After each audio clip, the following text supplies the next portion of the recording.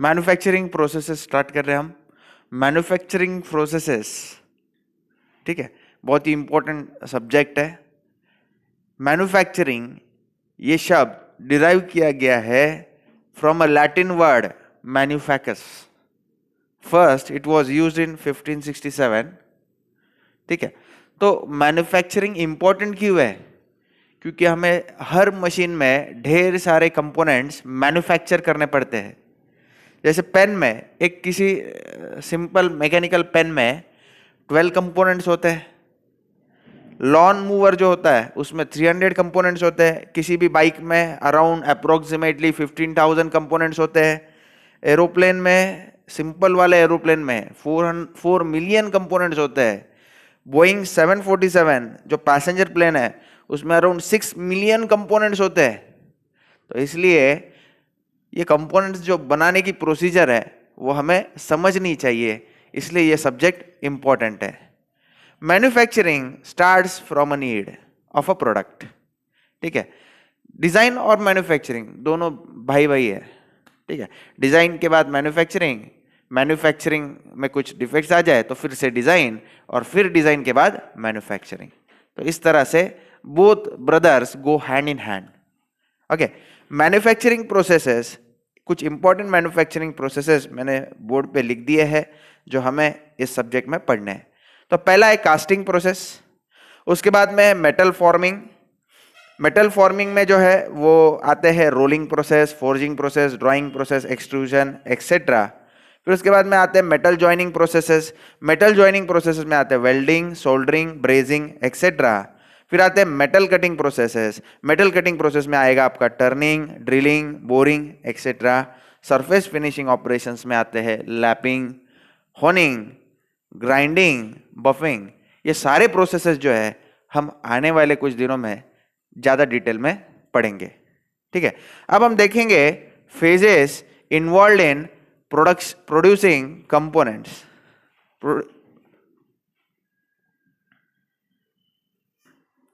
Okay, तो phases जो आते हैं कोई भी कंपोनेंट प्रोड्यूस करने के लिए वो हम आज डिटेल में पढ़ेंगे, ठीक है। बहुत इंपॉर्टेंट है, आप सब लोग देख लो। Phases involve in producing components are, कोई भी कंपोनेंट प्रोड्यूस कब किया जाता है? जब उसकी जरूरत होती है। Whenever there is a need we produce it. So need is very important, it will be the first point which is required. उसके बाद में नीड के बाद आता है डिजाइन स्पेसिफिकेशन एंड डेटा, ठीक है। डिजाइन स्पेसिफिकेशन एंड डेटा मतलब for example I am a very big company, मुझे कोई कंपोनेंट की रिक्वायरमेंट है, ठीक है। तो हर कंपोनेंट तो मैं खुद नहीं प्रोड्यूस कर सकता, मैं कुछ कंपोनेंट्स वेंडर्स को दूंगा। तो मैं उनको बताऊंगा कि पर्टिकुलर थिंग मेरी ज़रूरत है, तो उसके लिए मैं क्या करूंगा, उनको डिज़ाइन स्पेसिफिकेशंस एंड डेटा दूंगा। मतलब ऐसा ऐसा आपको मटेरियल यूज़ करना है, ऐसा ऐसा उसकी स्ट्रेंथ होनी चाहिए, इतना उसका हार्डनेस होना चाहिए, ऐसा डेटा मैं उस वेंडर को प्रोवाइड करूंगा। फिर उसके बाद में फिजिबिलिटी स्टडी, ठीक है। मैंने कुछ रफ डिजाइन उस मैन्युफैक्चरर को दे दिया, उस वेंडर को दे दिया। अब वो क्या करेगा, अब वो देखेगा कि ये कितना फिजिबल है। मतलब प्रैक्टिकल लाइफ में ऑन पेपर तो मैंने ड्रॉ कर दिया, मैंने डिजाइन बना दिया, मैंने वो मटेरियल दे दिया, लेकिन प्रैक्टिकली वो कितना फिजिबल है। मतलब पर्टिकुलर हार्डनेस का मटेरियल पर्टिकुलर शेप में डिफॉर्म करना पॉसिबल है या नहीं। कुछ पर्टिकुलर शेप मैंने उसको ड्रॉ करके दिया है, वो एक्चुअल लाइफ में प्रोड्यूस करना फिजिबल है या नहीं, ये सारा स्टडी वो लोग करेंगे। मैंने यहाँ पे एग्जांपल दिया कि मैं बड़ी कंपनी हूँ, मैंने वेंडर को दिया। ऐसा भी हो सकता है मैं बड़ी कंपनी हूँ और मेरा कोई डिपार्टमेंट है, वो प्रोड्यूस करने का काम करेगा या प्रोडक्शन का काम करेगा, तो कुछ भी हो सकता है। लेकिन स्टेप्स यही रहेंगे, सबसे पहले नीड, फिर उसके बाद में दिया जाएगा डिजाइन स्पेसिफिकेशन एंड डेटा, फिर चेक की जाएगी उसकी फिजिबिलिटी, फिर उसके बाद में होगा उसका डिजाइन एनालिसिस। मतलब डिजाइन जो है वो प्रॉपर है या नहीं, उसके सेफ है या नहीं, डिजाइन इज सेफ और नॉट, दैट कंपोनेंट की लाइफ साइकिल स्टडी की जाएगी। फिर उस डिजाइन को फिर से ऑप्टिमाइज किया जाएगा, सारा स्टडी करने के बाद ऑप्टिमाइज यानी बेस्ट बनाने की कोशिश की जाएगी। फिर उसके बाद में डिजाइन का डॉक्यूमेंटेशन किया जाएगा, ठीक है। एक फाइनल लेआउट बनाया जाएगा कि ऐसा ऐसा हमें डिजाइन करना है, कुछ नॉर्म्स दिए जाएंगे जो हमें फॉलो करना है। फिर उसके बाद में डिजाइन डॉक्यूमेंटेशन होने के बाद उस पर्टिकुलर कंपोनेंट को प्रोड्यूस करने के लिए मुझे एक प्रोसेस प्लांट एस्टेब्लिश करना पड़ेगा जो उस कंपोनेंट को प्रोड्यूस कर पाएगा as per my requirement.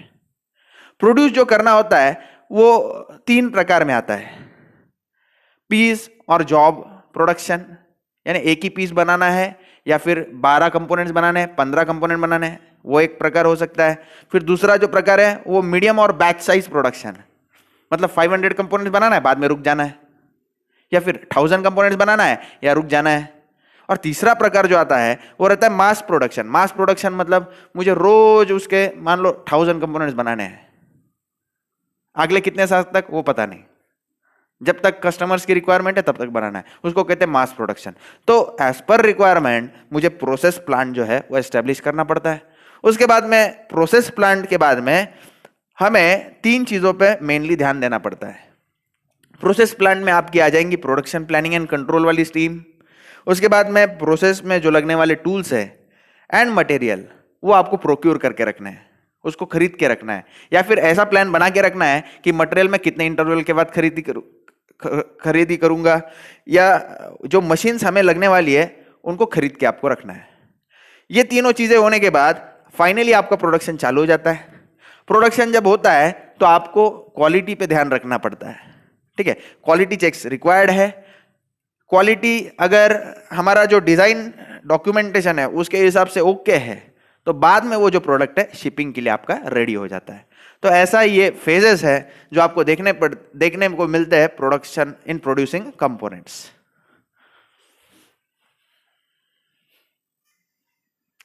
Production जो है वो 3 प्रकार में आते हैं, हमने अभी थोड़ी देर पहले डिस्कस किया। इट इज पीस और जॉब लॉट प्रोडक्शन, ठीक है, उसी को कहते हैं जॉब लॉट प्रोडक्शन।